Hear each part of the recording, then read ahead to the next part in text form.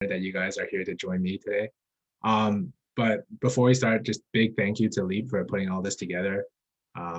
It's great to see some familiar faces and a ton of new ones as well. So that said, let's just get started here. I do have all these slides put together. I have all the content ready, but I'd be more than happy to branch off into a discussion if you guys have questions. So during the presentation, just feel free to raise up your hand or type a question in the chat, and I'll take a look at those as well. But with that said, let's get started. Quick intro first. So I'm Forrest. I'm a business and computer science student at Western University. Last year, I completed my Canadian Investments Funds course for the mutual fund rep licensing. I'm currently working with Emerity Wealth Management, and the goal here today is to try to help you guys understand a bit more about investing, kind of help you get started along that path. Quick disclaimer before we start, none of this stuff is financial advice just because it's not tailored to each individual person. The stuff I'm saying today will be pretty general for the most part, and it's supposed to help you understand what exactly it'll take to get it started. But financial advice will require a deep knowledge of what exactly your situation is. So just take the information today and make sure you're always researching your own stuff on top of that. But with that said, let's get right into it. So this is you. You're a very hardworking, diligent student, right? Either you've already started university or college, or you're about to begin. You're in high school right now. You have some investing experiences, and the big point here is that you want to learn, right? It's all you guys are here on a very nice afternoon. So big props to you. So today, we want to grow our understanding of fundamental investment concepts and be informed enough to develop a feasible plan for investing. So we'll come back to this goal at the end of the presentation, but my hope is that all of you guys can achieve this over the next hour.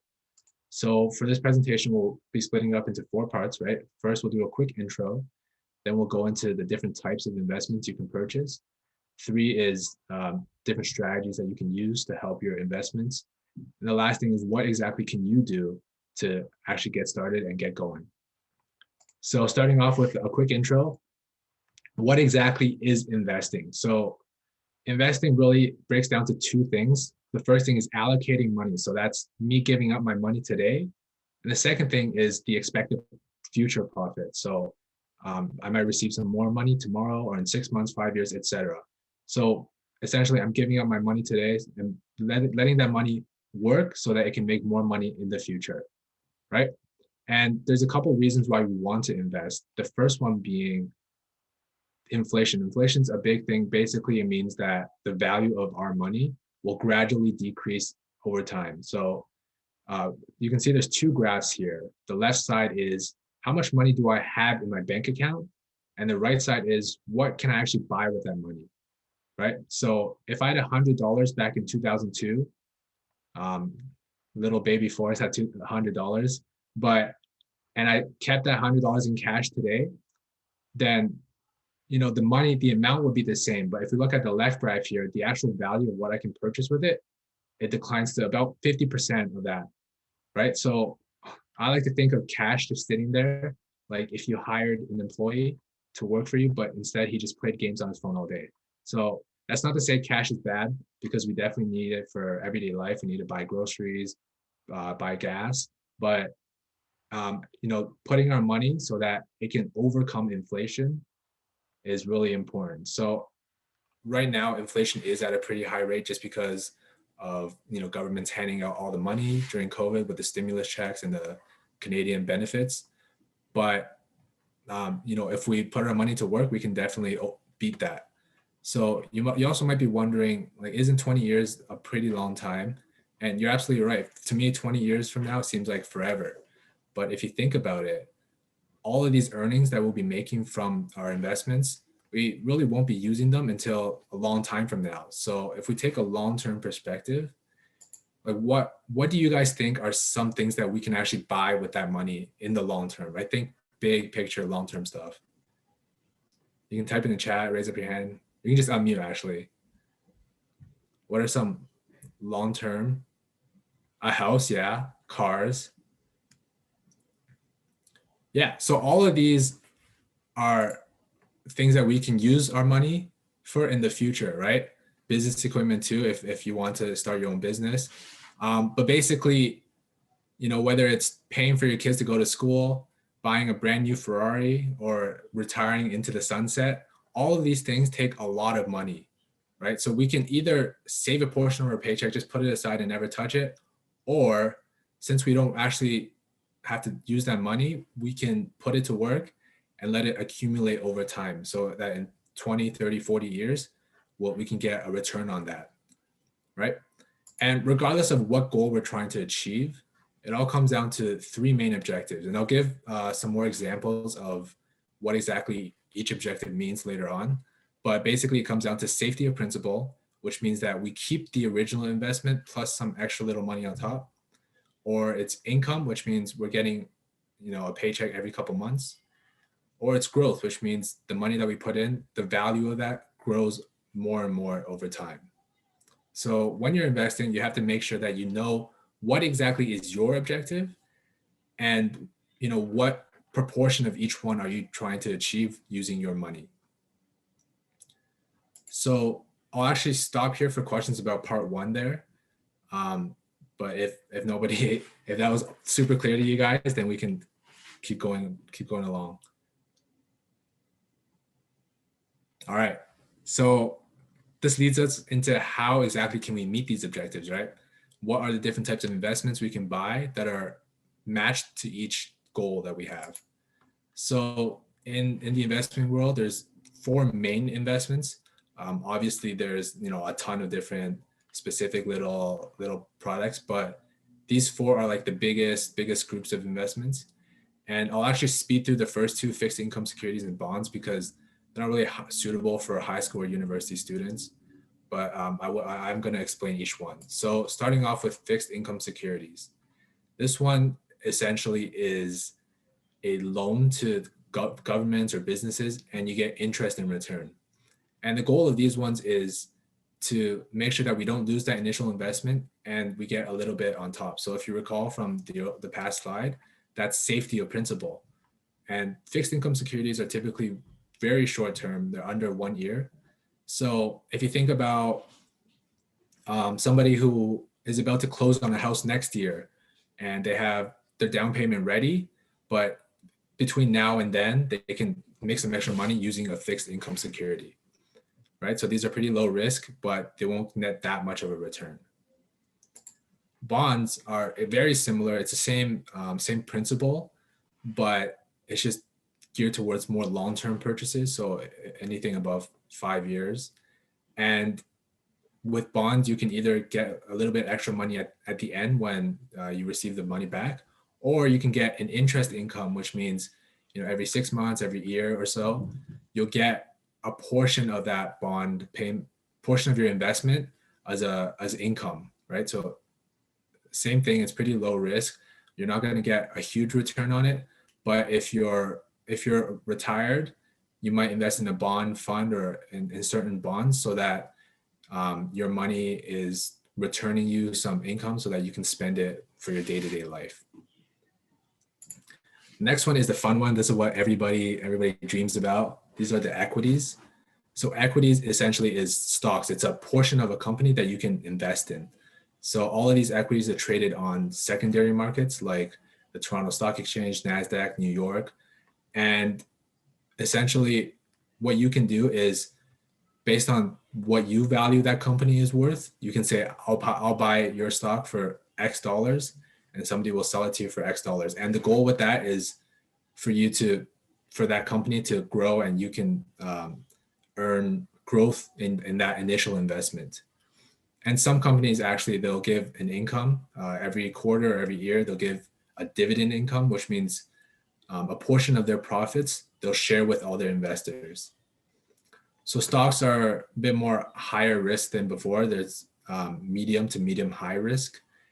And just because of how many different stocks there are in the market, it will depend on each one. But there are several influences that can actually change the stock price. So the first one is economic conditions. So like, for example, right now, the economy is not doing great. So stocks don't have some of the lower risk stocks, they don't have that much room to grow. industry trends. So if a certain industry is projected to explode in the next couple of years, then most of those stocks from that industry would typically grow. Or it can be internal, so it's related to specifically that one company, right? So if, let's say, Apple comes up with some world-changing technology, and only in that scenario, only Apple stock will grow, but others might not be the same influence. So these are suitable for typically younger investors who have some income and they don't need it for a couple of years. And with this, we can grow that money into long-term investments. I see we have two questions here. So how is dividend income determined? So dividend income is actually determined by the company that issues it. So let's go back to Apple actually. So let's say Apple made $2 billion in profit this year.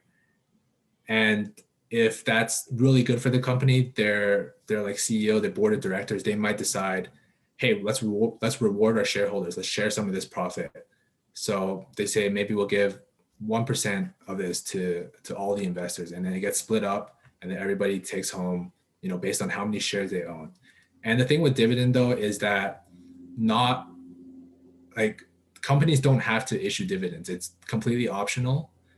So it really depends on which company will issue more dividends or which company will be more like sharing of their profits. So with that, if you're looking to get dividend income, do your research on which shares or which corporations are like dividend friendly. And then a second question here is fixed income securities. This COVID is a good example for fixed income securities where the government gives money to each citizen during global crisis. Okay, so I assume you're talking about the COVID benefits, correct? Is that right, Mike? Yeah. So those benefits are not actually investments because we're basically getting a check. That's just cash in our pocket, in our bank account. So fixed income security, if you think about something like a GIC, guaranteed investment certificate, basically you go to a bank, you say, I'll give you $1,000, and then in 1 year, I'm guaranteed to get like 2%, 1% gain. So basically I'm making sure that the money I'm putting in, it doesn't get lost. It doesn't go down. Like if I buy a stock, I might lose like half of it. I might lose all of it. But with fixed income securities, either you're guaranteed to save the principal, or it's very, very, very low risk. There's interest in the bank. Yeah, so savings account is slightly different. It's not really an investment product, but it's kind of similar where you're getting, some interest for giving up your money to the bank to use. Yeah, another question from Slava. Hi, so I wanted to ask a little bit about the difference. So you talked about how for equities, we're basically becoming shareholders. And if the business doesn't make any money, we're not really getting any dividends from that. So how is it different for bonds and fixed income securities? Are we still shareholders or are we creditors? Yeah, so you're absolutely right. You're in those cases, you'd be a creditor. You're loaning your money to the corporation or you're loaning it to the government. And so you're not getting any money based on how well the business does, but you're getting it based on the terms of the bond. So think of it like a contract, right? It's you're signing a contract. You're saying, I'll give you $1,000 and you give me like 5% of that back in 5 years, right? Plus interest throughout. So regardless of whether they do very, very well or they do poorly, that's still their financial responsibility to pay that back. Although like if you buy a bond of a company that becomes bankrupt and they have no money to pay you back, that's like the risk with bonds, right? But overall, it is like a pretty low risk investment. All right, thank you. Yeah. Banks have dividend cards. Is a dividend income similar to that? So I actually have not heard of a dividend card. Do you mind explaining what do you mean by that? Or if anybody else has heard of it?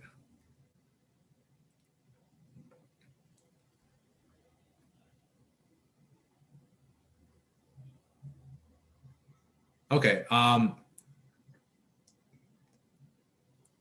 Yeah. So credit cards, basically you're borrowing the bank's money to spend like on everyday stuff. But like, I guess I'll just re-explain what dividend means. So dividend, basically, if the company that I'm a shareholder of, if they do really well and they can share their profits at the end of each quarter, at the end of each year, they can share it with their shareholders. So they'll pay out a portion of that profit to each to each to each shareholder. So it just really depends on how much money they make and then how willing they are to share that. Right? They might not share it; they might reinvest it into their business. So that's another way of using that profit. So it really depends on the company here. Okay. All right. Moving back to the equities here. So equities typically, there is one thing we have to note is that the price tends to look to the future. So if we go back to the Apple example of where they had, a huge game-changing technology that no one's ever come up with before, right? The day they come up with it, they say it'll come out with the next iPhone, right? So typically the anticipation of that technology is what causes the price to rise. So let's say today they announced that news, then their stock might boom, right? But when the actual iPhone begins selling and people go to buy that technology, then the price might not change. And this is what's referred to as being priced in. Okay, so the current price already reflects what's expected in the future. Okay. If there's no more questions with equities, I can move on to mutual funds. All right. So mutual funds essentially is a collection of all three, right? And depending on which fund you buy, it's going to be a different proportion of each one. But basically, a fund will target specific industries, they'll target specific markets, and they're tailored for different investment portfolios. So whether you have a high risk tolerance, then they might go for more of a stock heavy fund. And then for people who are lower risk tolerant, they can go for more of a bond focused fund. So with mutual funds, there's a wide variety of what it covers. So when you're investing in mutual funds, you can pick and choose based on what exactly your goal is and what exactly your risk is, right? And with mutual funds, they are typically quite liquid, so you can sell and buy them pretty easily. But some products do have extra selling fees. So it will depend on which product. And then there is another fee on top of that, which is the management expense ratio. What that means is you're paying for the professional management from the fund manager, and you're paying for their expenses into their research or their analysis. And overall, that fee will cover kind of some of the investment expenses that they have. All right. So based on these four types of investments, do you guys have any other questions?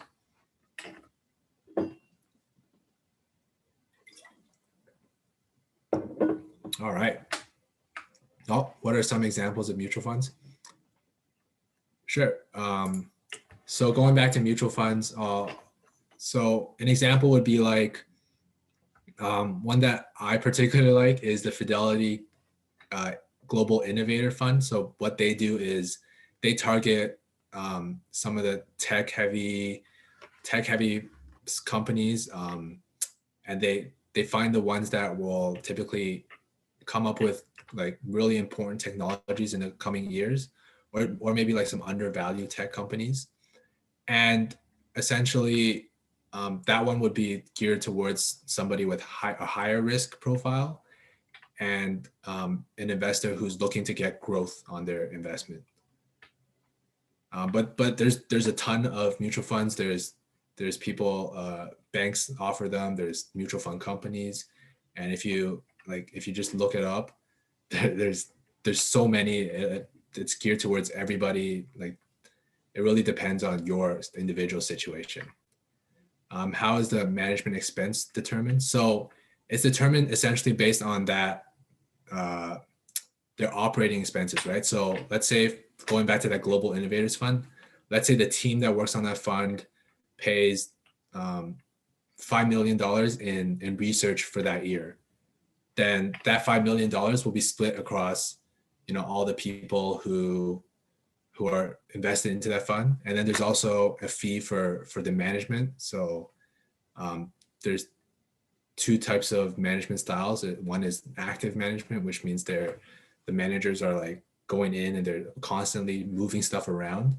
And then there's a passive style, which means if you think of like an index, it'll just stay the same stocks or the same bonds inside the fund, and it won't change that much. So the active will obviously cost a bit more. But there is with every fund, they will tell you roughly how much that expense will be. It's around like 2 to 3% for an actively managed fund. Are mutual funds always managed by third parties? Yes, because there's no way to really organize yourself, right? If I were to choose, a collection of stocks and bonds to invest in, that'd just be my investment portfolio. That's not really a mutual fund. A mutual fund is, I can buy into that fund where they're the ones selecting what to buy, what to sell. So if you want to pick and choose what you want, then that's essentially just investing in the other stuff, right? Difference between these and index funds. So index funds, they follow, like if you think of the S&P 500 or the Dow Jones, right? Those are just a collection of companies in a certain market, and it'll just follow that. With index funds though, you can either buy it as an ETF. So basically you're buying it on the exchange. And then I believe with ETFs, there's no like extra fees. And then, or if you buy like a mutual fund based index fund, there are like those fees again. But because it's a mutual fund, it won't follow the index directly. It'll be slightly below just because there's extra fees that they have to go into managing it. What investors are index funds more suitable for? I'd say, anybody who wants a stable fund, but with like growth potential, right? Because if we look at the market as a whole, that's kind of what the index fund visualizes. Difference between equities and mutual funds. So mutual funds is a collection of equities. So for one fund, they might buy, they might have $1 billion and they'll split it across, 3% into technology equities and then 30% into financial equities. And it really depends on the fund. But basically they purchase equities, they purchase bonds, and then you're buying, as a mutual fund investor, you're buying a portion of that. What is considered a low and high management fee for mutual fund? Sure. So I said earlier, 2 to 3% is roughly how much the active management mutual funds will cost. So that just means the fund manager, the fund team, they're constantly moving it around. And so that's on like the higher end. Lower end would be from like 0 to 1%. And then cryptocurrency, basically, it's like investing in another currency, right? If I invested my Canadian dollars, I convert it to USD dollars. And then let's say over time, the US dollar appreciates, then I'm making a return on that. But with crypto, it is a bit different because crypto is not really built, or I guess it is built so that we can actually spend it. But right now, the way that people invest in it, it's more of a speculative product, and it's more focused on, is it going to go up? Is it going to go down? Rather than how can I actually use this currency? So it's like slightly different in that sense. But like at the end of the day, it still is a currency on its own. Mutual fund is not like investing stock, but similar weighing process. Yeah, it is a pretty similar process. With mutual funds, like there are ETFs, which means that you can buy a mutual fund on the stock exchange just like you would buy a stock. Or if you want to buy like the actual mutual fund from the company directly, then it's just filling out a couple forms. But it is like pretty similar in the sense, just because mutual funds essentially are made up of stocks, or like some of them, other ones might be made up of bonds. But overall, it is pretty similar. Last thing, was a high school student or university student mostly focused on equities and mutual funds? What if they don't have a job? How can you start investing if you don't have money on your own? Yep. Absolutely. So actually, Mike, if it's okay with you, this one I'll answer a bit later. Is that all right, Mike? The last question you said. All right. Yeah, we'll get to that later. Slava, you have your hand up. You've had it up for a while, so sorry to keep you waiting. No problem. No problem. So mutual funds seem very lucrative. You're basically giving your money over to the experts and they're investing for you, right? They're making your money. And you said that at most, they would be expecting a 3% share from the profit that they make for you, right? So it seems like a perfect solution. You basically don't need to have much knowledge. You don't need to be actively checking the stocks and so on. You just hand over the stress to them and get money back. So what are some maybe risks associated with that? Why doesn't everyone do this? Yeah, so you can see why I picked to go into mutual funds, right? But you're absolutely right. It does seem like you're kind of leaving all the work to them.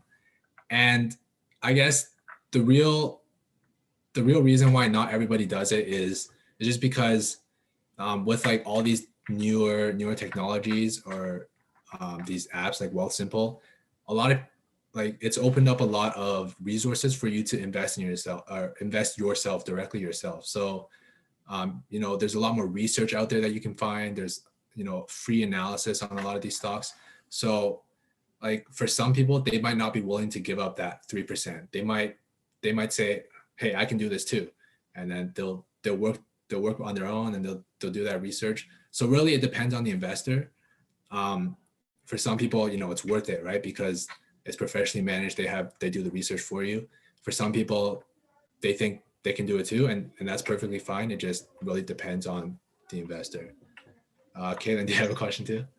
No, yeah, I just wanted to kind of add on to what Forrest you were talking about, back to the question itself. But I think kind of an extension to that would be, the time, right? Like a lot of professionals, working professionals, they're super busy with their corporate job. They don't really have time to maybe do this research that Forrest is talking about, and looking at the different stocks and the returns and like what the market is thinking. So with limited time, like you're obviously going to let the experts, I guess, take care of your portfolio and make those decisions for you, and still generate a decent return. But for people that are willing to sacrifice a bit more time out of their day to do the research and figure out what stocks they want to choose and manage their own portfolio in that sense, I guess that's why they wouldn't choose mutual funds. So I just wanted to add that. But yeah, great question, guys. I love how this has been really interactive, but I'm just gonna pass it back to Forrest to continue on. We have quite a few slides left. Yeah, that's a great answer. There is with mutual funds, there are other fees associated with certain ones, but I will get to that later. So we can hang on for that. All right. But yeah, I'm loving the questions here. So feel free to just keep asking if you have any. But yeah, so on to part 3. So now that we know like what exactly is available to us in the market, what can we do to try to maximize those returns, right? So I have 4 areas of strategy that I'm going to bring up today. But obviously, there's tons of different ways that you can go about your investing. But the first one here, this one is probably the biggest one that most people do know, right? It's diversification. Don't put all your eggs into one basket. You want to balance your risk across multiple investments. So like, for example, if I had $1,000, I wouldn't throw it all into GameStop and, just kind of pray, right? So if I can balance it throughout different sectors, throughout different companies, throughout different like risk profiles, then I'm able to, manage that risk as much as possible, right? And even like from a bigger picture, we can diversify into different like industries and countries. So if you are buying mutual funds, because they're targeted towards a certain industry, they're targeted towards, a different market, then you can diversify across those as well. So like look at these two graphs here, right? So we have the USA sector breakdown. So like what companies are in the US, like what industries they're in, and then the Canadian one. So if you just like visually look at it, USA is a lot more balanced than Canada, right? Canada, most of the money, most of the companies are in financial. And then there's a couple other like slightly bigger ones. Whereas in US, it's kind of like about the same, like give or take for a lot of them. So if I'm buying a mutual fund, I might prefer a US one over the Canadian one, just because the sectors are more balanced out that way. And then overall, it's more diversified. All right. Next is risk management. So this one refers to how are you dividing up the different risks in different investments, right? So for example, if I bought, a really high risk stock like GameStop, and then I might balance that out with a lower risk one like Apple for say. Apple's not even that low risk, but like we're balancing out our risk based on this framework, right? So if we look at this pie chart, let's say this is the framework that I will follow, right? I want 50% of my investments, 50% of my money in low to medium risk investments, 30% in medium risk investments, and then 20% in medium high. If I stick to this framework, then I'm able to make sure that, although like I have a bit of growth there with the medium high risk one, but 50% of my money is still safe and it's growing slowly but steadily. And like, again, this will be different for each individual investor. This really depends on your financial situation, how much risk you can take on. But by following this, we can have, a really good, solid framework, right? And what I do, and, I have a couple of friends that do this as well, is I put 50% of my money in mutual funds, and then the rest I can play around in the stock market, right? So this way I can pick and choose on one side, like what companies I want to invest in, and the other half, I leave the work to a professional. So essentially, I let the mutual fund do the work in the background, and then, in the foreground, I'm still, playing around, like looking around, doing my own research just to gain a better understanding and maybe try to compete with the mutual funds over there. But the other risk management tool would be dollar cost averaging. So this one just means I'm buying into these investments at multiple times, right? So instead of putting all my money on the first day of my investment plan, I'm splitting it out. Let's say I'll split it out eight ways over the next 8 weeks, right? So this way, if there's a crash on one of those days, I'm not losing all my money, but my risk is spread out in terms of time over all these 8 weeks. All right. The next one would be tax strategies. So in Canada, we have two big tax registered accounts. So the first one is tax-free savings account, TFSA. So this one means any gain that you earn is tax-free. And the second one is registered retirement savings plan, so RRSP. Benefit with this is all your taxes on gains are deferred until you actually withdraw the money, and you can deduct it from your taxes. So what that means is the amount of money you put into your RRSP, the government will take that out from your taxable income, so you can reduce the amount of tax you pay. So by using these two registered accounts, we're able to make sure that our money will grow tax-free, right? So what that means, if we look at the graph here, if I put $10,000 in there, over 30 years, with 15% tax, it'll go to 35,000. With no tax at all, it'll go to 43,000, right? So you can see there's a big discrepancy in the long term when, just because of like the power of compounding, when we're considering a taxed versus a tax-free account. And if we factor in like annual contributions, and if we factor in the fact that we might not be getting taxed at a low rate, like 15%, if we have a higher income, we get taxed much, much higher. So by combining all these factors, you can see that just having tax-free growth will make a big, big difference in the longer term. All right, so we have 2 questions on RRSPs. So the first one is, any advice? The rates that my bank gives seems to be pretty low. Okay, so with RRSPs, essentially it's just it's like an account that you can invest with, right? If I put $5,000 into my RRSP, then I can use that $5,000 and buy any investment that I want. So you don't have to invest with your bank. You don't have to put it into, a savings account that has a pretty low return. You can buy stocks using your RRSP. You can buy mutual funds, and then it's really up to you on what you purchase with that money in the RRSP, right? So the one that your bank gave, that's just one product that's available out of like so many out there. And then how exactly does an RRSP work? Sure. So RRSP will basically, you can contribute an amount each year based on your net income of that year, and you just, like I said earlier, you can buy whatever investment you want using the RRSP money. And then when you retire, there's a couple different options on how you want to withdraw that. But basically, I think the most common one is switching it into a different investment account where it can still grow. And then you withdraw, maybe every 6 months, maybe every year. And then basically it just grows long-term until you retire. Does that answer your question, Sarah, or were you looking for more there? All right. Okay, and then 2 more things on tax strategy is the products that receive preferential tax treatments. So inside our TFSA and RSP, all of these will grow tax-free. But let's say we have more money that we want to invest, then we go into a non-registered account, which means it'll get taxed it'll get taxed as income. So Canadian dividends will get taxed at a lower rate than foreign dividends.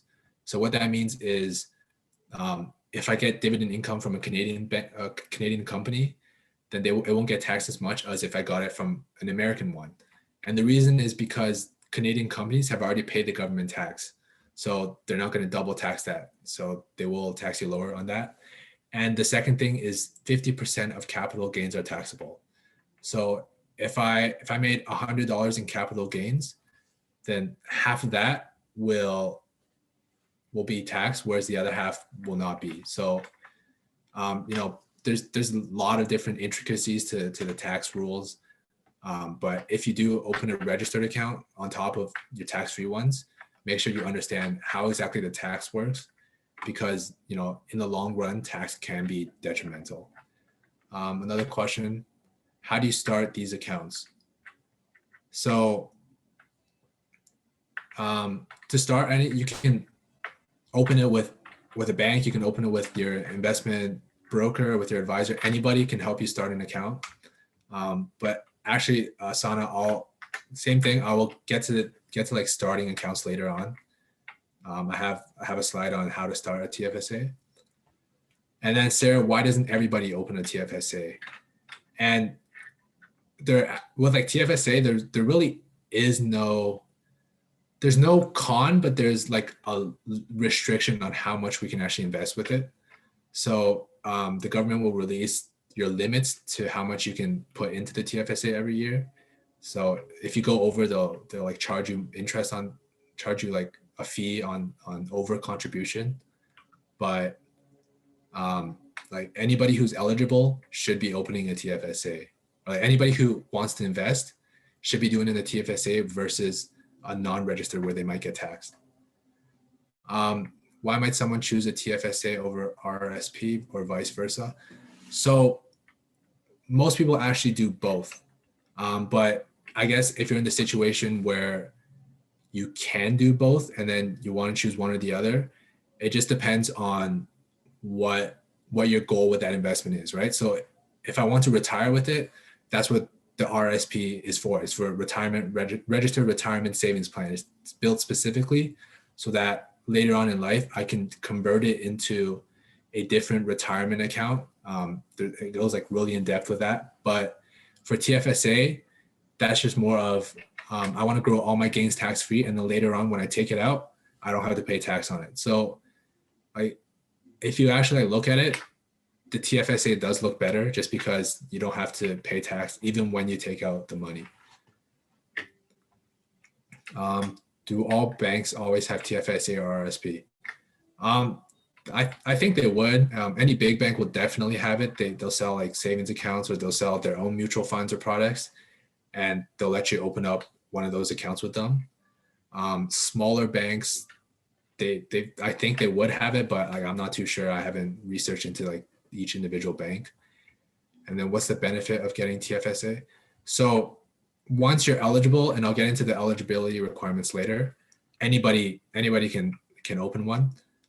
It takes, like with some companies, it might take like 10 minutes.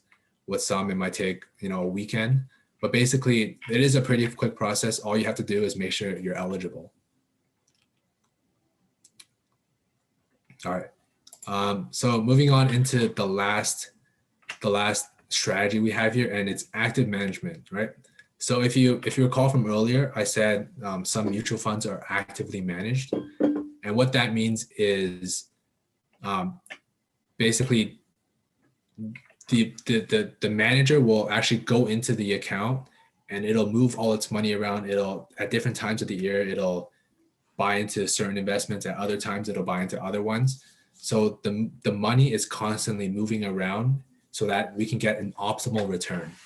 So with your personal portfolio, you can do something similar too, right? Well, you can do something similar if you're able to. So what I mean by that is, with stocks, you can sell and buy and sell and buy and sell and buy, but you might rack up commissions with that. So with active management, we're looking at a way to optimize our returns in the long term by knowing like what is going on and how can I optimally make sure that my money is in the right place. So a good example of that actually is these two funds here, right? So one is a growth focused one with medium to high risk. The other one is a bond focused one with low to medium risk. And at different times of the year last year, they grew, or they moved around differently, right? So if we look at the growth one, if y'all remember in the March 2020, everything crashed, right? It was absolutely terrible. But look at that, 1.5 months later, the growth fund went up 40%, almost 40%. And then the bond one went up 5%, which is still like a lot for a bond, but obviously we would prefer the 40%. And then if we go look at the election period where everything was really uncertain, it was unstable, really volatile, the growth fund was, it was going up and down and at huge like proportions, right? Whereas the bond one, it's going like very minimal movement. So again, this will be a case of where you might move your money around based on the current situation. And one thing to note here is that a short-term approach versus an active management approach is very, very different. Short-term is, I only want to buy for like a month. I only want to buy for a week, right? So that might lead to emotional or rash decisions. If you guys have ever been on Wall Street bets, they call that paper hands. And it really, it's a pretty important to make sure that in the long term, we're looking at this so that we can make, an income in the long term, right? So ups and downs like day to day won't matter as much when we're looking at it from a 10, 20 year perspective. All right. So it looks like we're almost at 2:30 here. So I'm going to try to go as quick as possible, but in our last section here, we're talking about what exactly can we do now, right? So the first step here is to identify our financial goals and capabilities, right? So we have to balance what exactly we can do versus what we want to do. So if you're able to set your goals and you're also aware of how much money can you invest, how much risk can you take, then we're able to create a proper investment portfolio, right? So one example of a capability would be, if I'm struggling to make rent, I'm not going to use my rent money to invest in, because I can't pay my landlord with stocks, right? So we need a clear outline of what exactly we want to do and what we can do, and that leads us into our investment plan overall, because by knowing that, we can determine our risk level, our investment objectives, and our time horizon. So the bottom here, this is a screenshot from an account sign-up form at Emerity. So basically, we need to know exactly what guidelines to follow, so that by knowing that, we're able to follow that framework and kind of take a long-term approach, right? So that in the long term, we're meeting those goals by without exceeding the risk tolerance, or without doing a different investment from what you initially wanted to do. So with all this in mind, with all this personal awareness in mind, then we can start actually investing, right? So this is what I was talking about earlier with how to open a TFSA. So to be eligible for a TFSA, first of all Canadian residents older than 18 can open one. Okay, so it's kind of like a birthday present from the government, but basically you get a certain amount you're allowed to put into the TFSA every year. So it's 6,000 this year, 6,000 for the past couple. Before that was 5,500. And the good thing with TFSAs is that any unused room will carry forward. So let's say I only had $1,000 to invest last year. So that means this year I have this year's $6,000 room plus $5,000 unused room from last year. Okay. And one thing to note with TFSAs is that there's no tax deductions on how much money I put in, which means it can't save me on my taxes. So there's no need to save that contribution room for the future. If you can and you want to invest now, then it's better to start earlier because of the compounding effect, right? And to actually open one, you can just choose whoever you want to invest with. So whether it's a self-directed investment app or platform like Wealthsimple, or you can go with an advisor. It's really, really simple to open a TFSA. Just have to give some information, and then they'll verify your eligibility, and you can deposit once it's all ready. I know there are a couple of high school students in here who are under 18.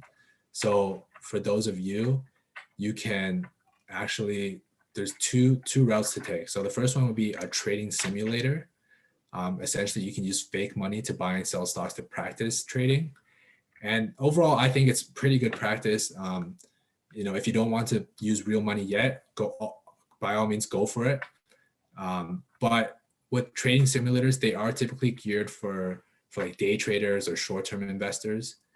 And, with long-term, it does work, but, it's the same as looking at a stock long-term, right? Any recommendations with trading simulators? There's a ton out there. I remember in high school, I was playing around with the Investopedia one. I know TD Thinkorswim has one. So there's a ton out there. You can try it around. I'm pretty sure most of them are free to use. So there's no harm in trying with one.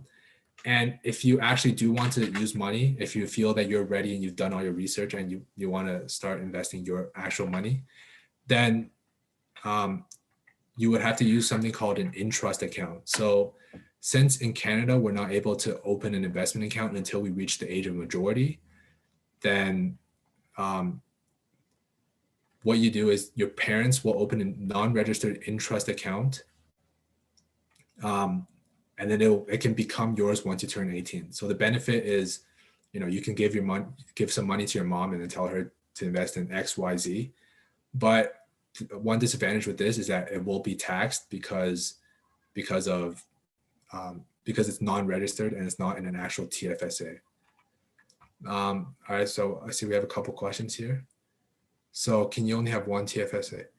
Okay, so you can have as many TFSAs as you want across the multiple platforms, right? So I have, for example, what I do is I have one with Wealthsimple, and then I also have one with Fidelity. And then if I wanted to invest with, let's say, RBC, I just open up an RBC one. So you can have as much as those. What matters is how much money you put into it altogether, right? So as long as you're not exceeding these $6,000 limits, then you're all good. So do you invest using TFSA or Intrust? So if you're under 18, then and you want to invest, then you could use Intrust. But if you're over 18, I highly recommend using the TFSA just because there's no tax, and it's a lot easier to work with. All right. But that brings us to the end of our presentation, right at 2:30. But just to summarize everything up, we have three main investment goals, right? Security principal, income, and growth. We have four types of investments: fixed income securities and bonds, which are more low risk, low return; equities, which are medium to medium high risk, and then gives you a much better return; and mutual funds, which is a collection of each that are geared towards different investment profiles. And overall, to be a good investor, we need to understand what are our financial capabilities and goals. We need to understand the different external factors that affect the investments. And we also need to set a very structured plan so that we can follow it. But we also have to be open to changing course in case of any different circumstances. All right.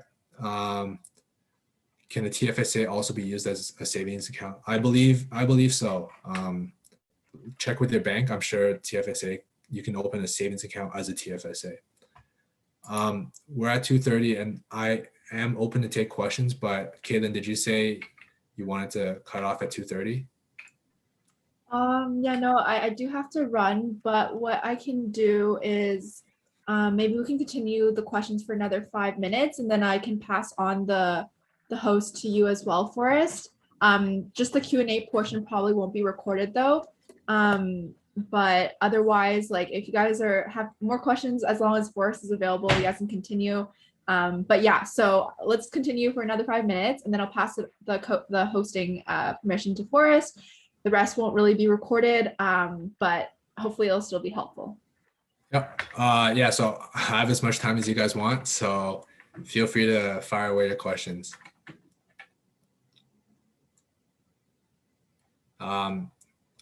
Yeah, so recording, I'm pretty sure Caitlin will send it out later on.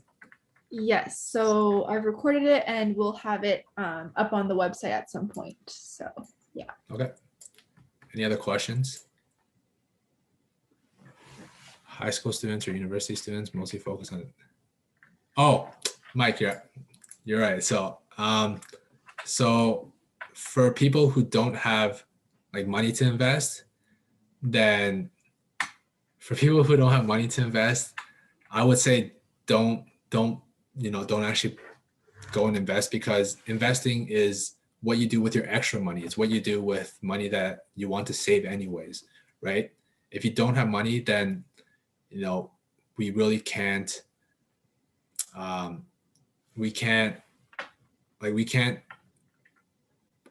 afford the risk of investing if we don't have any way to back it up, right? So if you want to get some practice, you can use the trading simulators.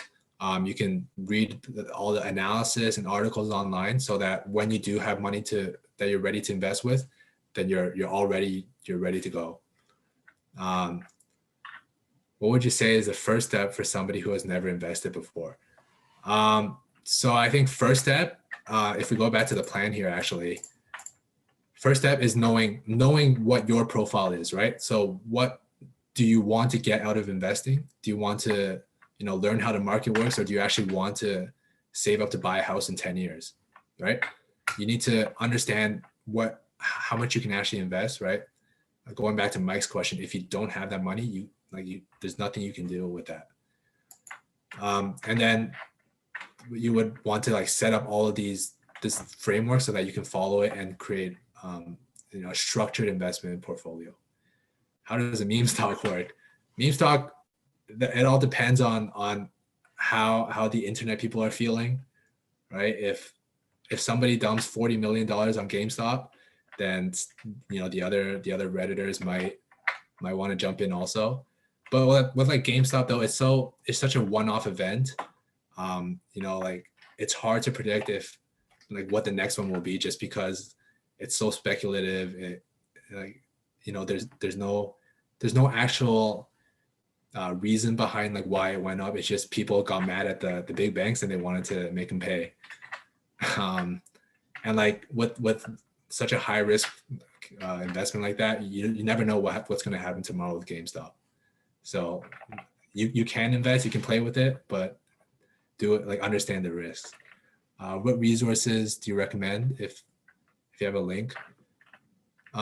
Mike, are you 18 or you said you're 18 here, right?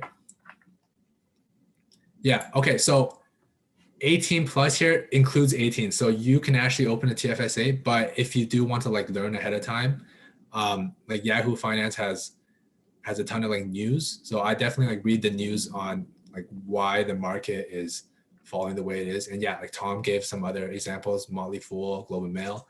I'd also say like Bloomberg is a good one. Like reading the news and understanding why the market is like moving like up or down, then, once you learn it, once you're able to recognize those trends, then that'll go a long way. And then what's the difference between online investment sites and so the difference between different brokers, right, Connie? So with like Wealthsimple, I think all the ones that you listed are all like self-directed investing. So basically, you're picking what stocks you want to buy, you're picking how much you want to buy, what price you want to buy at.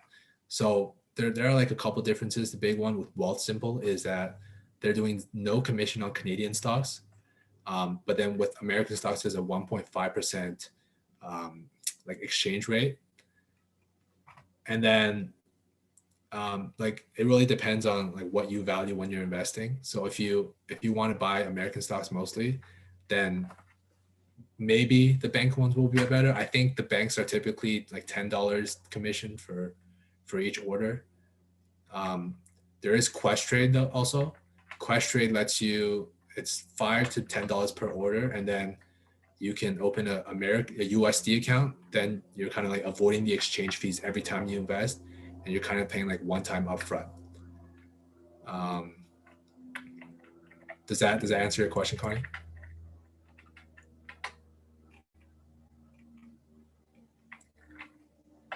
Sarah, what's what called? Which one? Oh, the last one I said, the USD account, Sarah. It's called Questrade. Let me type it out like a spelling. Have you ever like watched the Raptors game and seen these ads? Yeah, those weird like awkward like I'm still investing with my dad's broker ad. Like, it's pretty funny. To answer, Mike, is Investopedia stock simulator good for practicing? Yes, I think Investopedia, when I used it, it was like it had all the features. You could see like the graphs. You can they give you like $100,000 worth of fake money, and you can buy whatever you want. One thing though is like all the data is 15 minutes delayed, so it's not that big of a deal. You can always just go to Yahoo Finance and find like the live data, but you don't when you're investing, just make sure you know that the price on Investopedia or on Wealthsimple, it might not be what like the current market price is. And yeah, like Tom said, Wealthsimple is great for Canadian stocks just because there's no commission fees. You can put your money in there and then it'll just grow in your TFSA. Any other questions?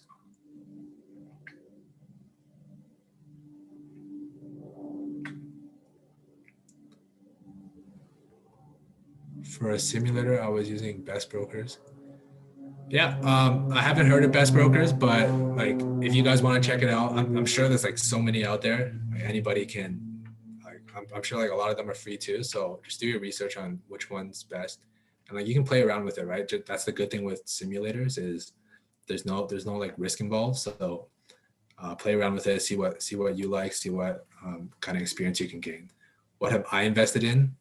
Um, I've, like I said, I do like 50-50 split from mutual funds to stocks. With mutual funds, I typically go like some of the growth funds where, because it's professionally managed, I can kind of trust that risk there. And then with my personal stock portfolio, I like tech stocks because like as a computer science student, that's what I know, right? I kind of like understand how some of those tech companies work and how they make money. So I like tech stocks a lot.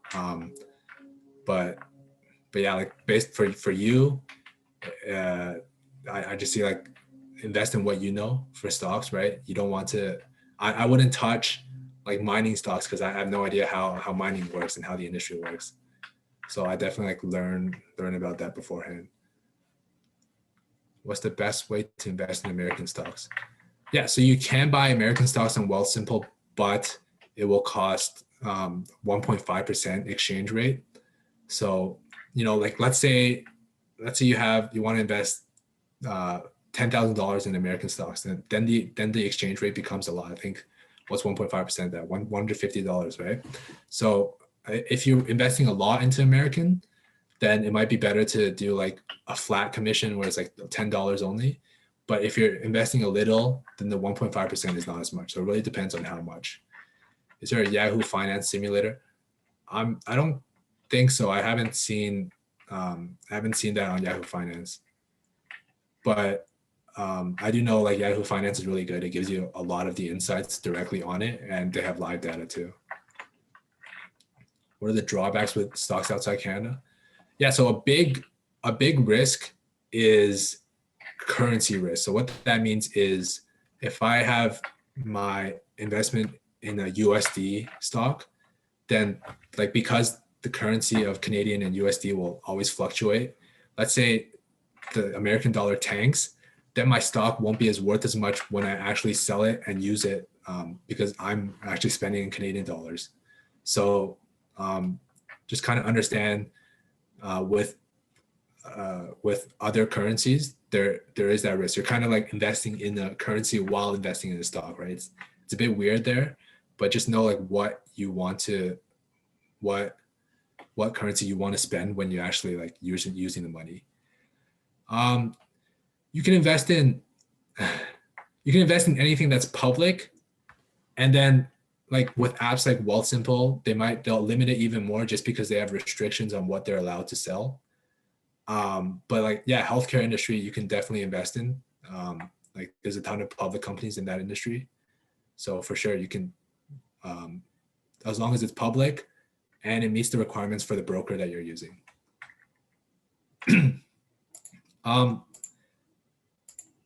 Keep the questions coming if you guys have them. If you guys do have time, I would appreciate you guys filling out this feedback form here. It takes about a minute to fill out just to help me out with future presentations or like personal feedback. Anything, any advice or recommendations, comments would help. But if you guys have any more other questions, I'd be happy to take them in. If you have a question and you're a bit shy to ask it, or maybe you don't want to, you haven't thought of one yet, my email, I'll send my contact in the chat. My email is this. You can find me Facebook, Instagram, whatever floats your boat. Just feel free to reach out if you guys have any questions, or if you want like some more personal advice on how to get started, then I can definitely, do like one-on-one calls with you guys too. But yeah, like anybody who wants to reach out, feel free to, and I'd be happy to take that on. Yeah, thank you guys for coming. Big thank you for spending your afternoon with me, and I hope you guys achieve that goal we talked about at the beginning. And for those of you who are still here, big thanks to LEAP. I know they're doing some great stuff with their program, so be sure to check that out as well. Okay, cool. I guess we're wrapping up here. But yeah, thank you all for joining us today. It was great seeing just the level of engagement, and all your questions were really, really great. I'm sure Forrest was able to answer hopefully a lot of them. And yeah, thank you so much for joining us. Feel free to fill out the feedback form so we know kind of how we can improve for next time. And yeah, like reach out to Forrest if you have any more questions. But other than that, you know, follow us on social media, Facebook, Instagram, LinkedIn, and make sure to give maybe Forrest a follow as well. And yeah, if you have any questions, feel free to reach out. But otherwise, thank you all so much for coming and spending your Saturday with us. We really appreciate it, and we always welcome any feedback. So yeah, looking forward to seeing you all at our future events. And I guess we can end it here. Have a great day, everyone. Thank you so much. Thank you all for coming. Thank you so much. Bye.